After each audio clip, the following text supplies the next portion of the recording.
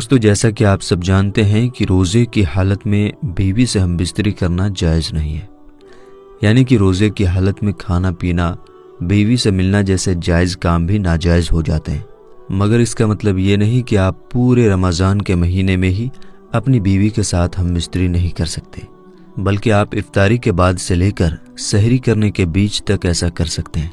صرف روزے کی حالت میں اپنی بیوی کے ساتھ ہم بستری نہیں کر سکتے۔ مگر اب سوال یہ اٹھتا ہے کہ اگر روزے کی حالت میں بیوی سے ہم بستری ہو جائے تو کیا کریں؟ یعنی کہ اگر کوئی شخص روزے کی حالت میں بیوی کے ساتھ ہم بستری کر لے تو ایسے شخص کے لیے دنیا میں کیا سزا ہے؟ اس کے بارے میں اللہ کے پیارے نبی حضرت محمد صلی اللہ تعالیٰ علیہ وسلم نے کیا فرمایا؟ آج کی اس ویڈیو میں ہم آپ کو اسی کے بارے میں بتائیں گے، اور ساتھ ہی ساتھ ایسے شخص کا واقعہ بھی آپ کو بتائیں گے جس نے روزے کی حالت میں اپنی بیوی کے ساتھ ہم بستری کر لی۔ پھر اس شخص کے ساتھ میں جو کچھ ہوا اس کے بارے میں جان کر آپ بھی حیران ہو جائیں گے۔ اس لیے آج کی یہ ویڈیو بہت ہی خاص ہے، آپ اس کو آخر تک ضرور دیکھیں۔ تو چلیے بنا کسی دیری کے ویڈیو میں آگے بڑھتے ہیں۔ دوستو، روزے کی حالت میں جس طرح کھانے پینے سے روکا گیا ہے، منع کیا گیا ہے، ٹھیک اسی طرح سے بیوی کے ساتھ ہم بستری کرنے سے بھی منع کیا گیا ہے۔ اللہ کے پیارے نبی حضرت محمد صلی اللہ تعالیٰ علیہ وسلم نے ارشاد فرمایا کہ روزے کی حالت میں اپنی بیویوں سے دور رہو، یعنی کہ جمع نہ کرو، اس سے روزہ بھی ٹوٹ جائے گا اور اللہ تعالیٰ کی طرف سے سخت عذاب بھی ہوگا۔ اس کے تعلق سے ایک چھوٹا سا واقعہ پہلے سن لیں، اس لیے کیونکہ اس کا جواب آپ کو سمجھنے میں آسانی ہوگی۔ ہاں تو دوستو، ایک مرتبہ ایک شخص اللہ کے پیارے نبی صلی اللہ تعالیٰ علیہ وسلم کی بارگاہ میں حاضر ہوا اور آ کر بہت ہی زیادہ رونے لگا۔ یہ دیکھ کر آپ صلی اللہ تعالیٰ علیہ وسلم نے فرمایا، اے شخص، تجھے کیا ہوا ہے؟ تو رو کیوں رہا ہے؟ تو یہ سن کر وہ شخص کہنے لگا، یا رسول اللہ، میں برباد ہو گیا، مجھ سے ایک بہت بڑا گناہ ہو گیا اور اب مجھے پچھتاوا ہو رہا ہے کہ میں نے یہ کیا کر لیا۔ اے اللہ کے نبی، اب میں اللہ کے عذاب سے ڈر رہا ہوں، آپ مجھے کچھ ایسا فرما دیں کہ میری بخشش ہو جائے۔ یہ سن کر اللہ کے پیارے نبی صلی اللہ تعالیٰ علیہ وسلم نے پوچھا، اے شخص، تو نے ایسا کون سا گناہ کر لیا ہے جس کی وجہ سے تو اتنا رو رہا ہے؟ تو یہ سن کر وہ شخص کہنے لگا، یا رسول اللہ صلی اللہ تعالیٰ علیہ وسلم، میں نے روزے کی حالت میں اپنی بیوی کے ساتھ ہم بستری کر لی۔ تو یہ سن کر اللہ کے پیارے نبی غمزدہ ہو گئے اور فرمانے لگے، اے شخص، تو نے یہ کیا کر دیا؟ کیا تجھے معلوم نہیں تھا کہ روزے کی حالت میں بیوی کے ساتھ ہم بستری کرنا جائز نہیں ہے؟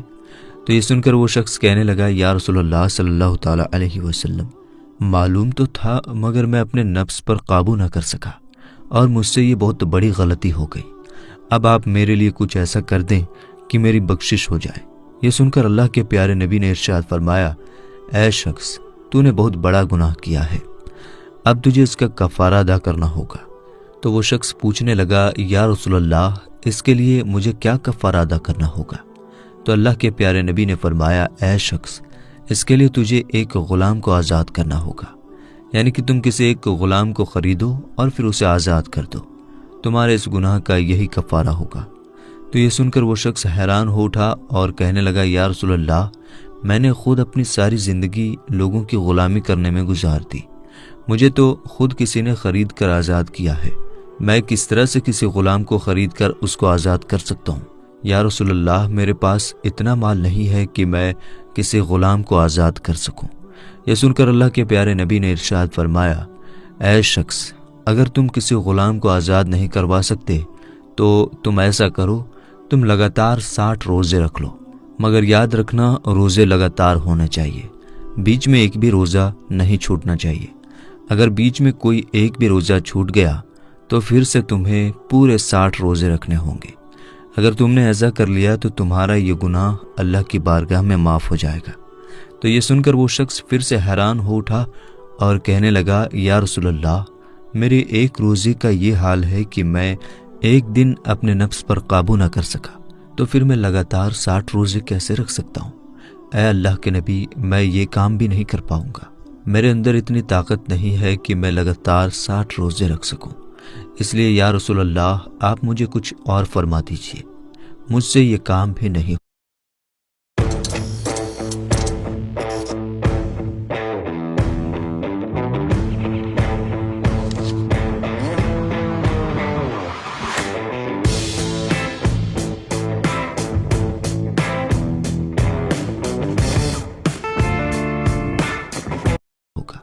یہ سن کر اللہ کے پیارے نبی صلی اللہ تعالیٰ علیہ وسلم فرمانے لگے، اے شخص، اگر تم ایسا بھی نہیں کر سکتے تو ایک اور راستہ ہے۔ اگر تم کسی غلام کو آزاد نہیں کر سکتے، اگر تم لگاتار 60 روزے بھی نہیں رکھ سکتے، تو تم ایسا کرو کہ تم 60 مسکینوں کو پیٹ بھر کر کھانا کھلا دو، تمہارا کفارہ ہو جائے گا۔ تو یہ سن کر وہ شخص پھر سے عرض کرنے لگا، یا رسول اللہ صلی اللہ تعالیٰ علیہ وسلم، میرے گھر میں کھانے کو کچھ بھی نہیں ہے۔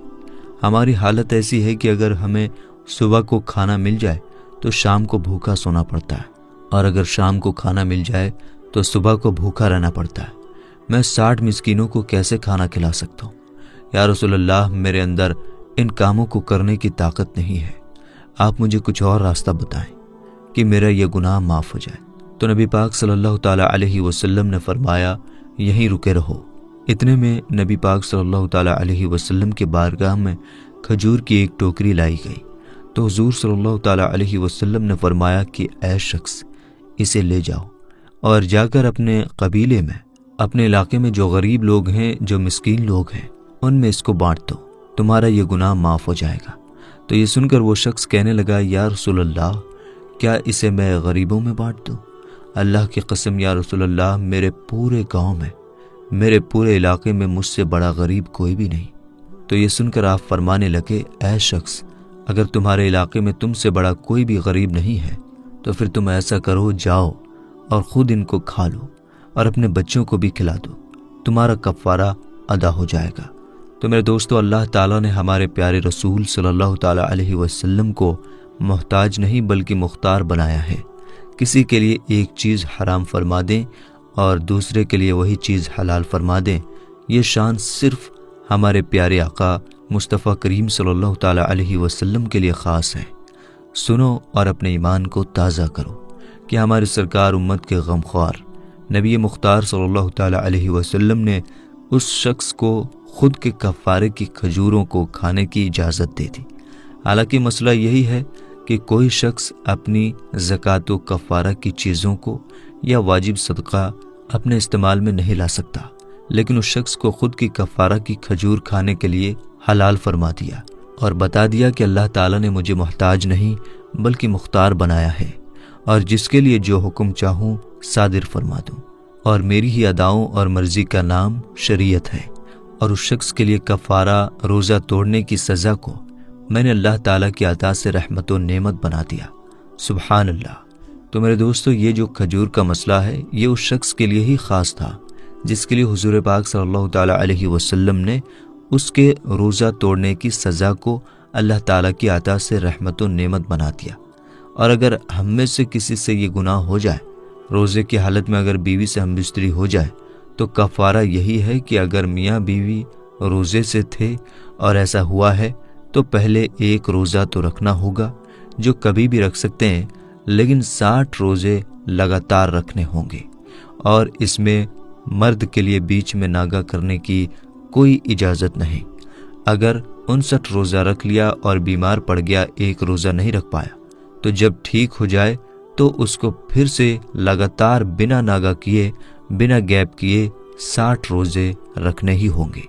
اور عورتوں کے لیے ایسا ہے کہ اگر انہوں نے 10 روزے رکھ لیے یا جتنے بھی روزے رکھ لیے، بیچ میں حیض آ گیا، تو پھر ان کا جہاں سے چھوٹا تھا، جیسے 10 رکھ لیا تھا، تو پھر وہ 11 سے شروع کر سکتی ہے۔ لیکن کسی اور وجہ سے اگر عورتیں بیچ میں ناغہ کرتی ہیں، گیپ کرتی ہیں، تو ان کو بھی پھر سے شروع سے کرنا ہوگا۔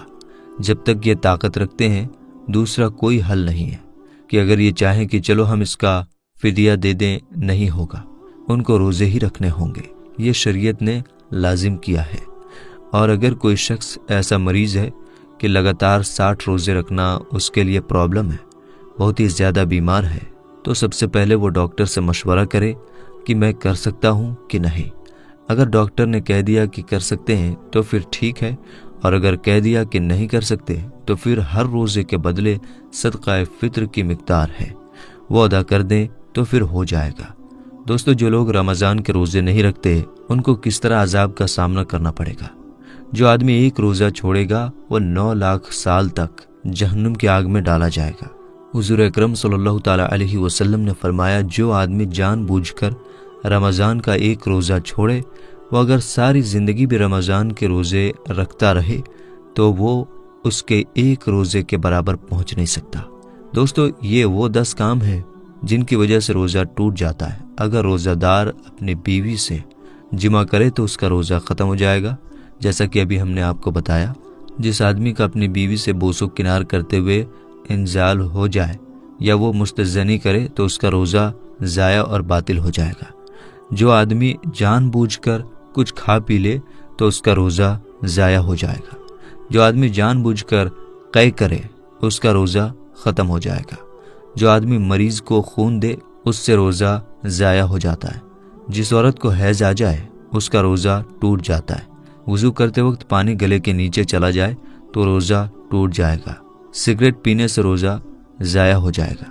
اگر روزے کی حالت میں مسوڑوں سے خون آئے اور یہ خون حلق کے پار چلا جائے تو ایسی حالت میں روزہ فاسد ہو جائے گا۔ روزے کو دوبارہ رکھنا ضروری ہے۔ جو آدمی روزہ رکھتے ہوئے باطل کام اور باطل کلام نہ چھوڑے تو اللہ تعالیٰ کو اس کے بھوکے پیاسے رہنے کی کوئی ضرورت نہیں۔ تو میرے دوستو، ہم امید کرتے ہیں کہ آپ کو آپ کے سوالوں کا جواب مل گیا ہوگا، اور اگر ابھی بھی کچھ کنفیوژن ہے تو آپ کمنٹ باکس میں پوچھ سکتے ہیں۔ ہم انشاءاللہ آپ کو بتانے کی پوری کوشش کریں گے۔